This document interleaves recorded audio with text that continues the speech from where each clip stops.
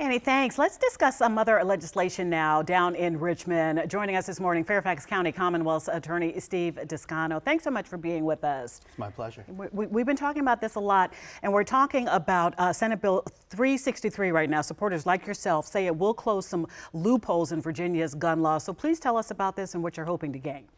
Well, this is a really important piece of legislation. I know we in Fairfax County, we've been a leader on curbing gun violence, but we need tools. And this is a great tool because it's going to allow us to get guns off the streets that are untraceable by having their serial number scratched off, what we call crime guns. This is a great tool that's going to allow us not only to get those guns off the street, hold people accountable who carry them, but also the ability to maybe even move up the ladder of those who would create these guns and sell them. We talked earlier, our reporter that was on this story, about those antique guns or guns that people are making for hobby sake. And what do you say to those people who say this is going to infringe on their rights? Well, I mean, quite frankly, I think that's much ado about nothing. These types of antique guns, this is not what we're looking for. As a matter of fact, there's a carve out for them in the legislation. What we're really focusing on here are what we call crime guns. There's no reason to have an untraceable gun unless they're going to commit crime. And as somebody who cares about public safety, anybody who cares about that wants to get those guns off the street. What's the current status of this bill?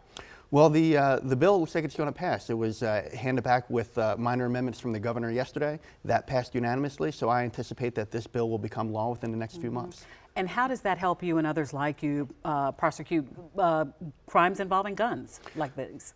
Well, it is, anytime there's a crime involving a gun, the first thing that happens is law enforcement will use a serial number to try to find the latest owner or the last owner. With the serial number scratched off, you can't do that.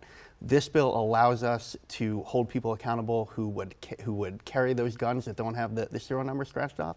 But probably more importantly, it gives us a tool to go to that person and try to get them to give us information about where they got that gun, which allows us to potentially move up and hold accountable people who sell those guns en masse. Now you helped to draft this legislation, correct? Absolutely. Why was it important, and what's the process been like leading up to this point?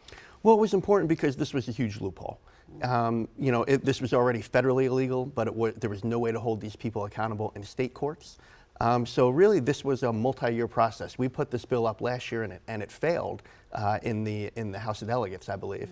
But this year, through putting it back in, more lobbying, talking to more people really got to see that this is a public safety bill. And it being a public safety bill, it was able to thread the needle even amongst a divided government because everybody can see the value of this.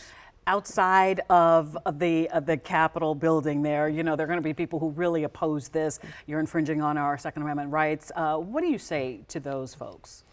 Well, to those folks, I say, quite frankly, they're kind of missing the boat here. What we're talking about is public safety.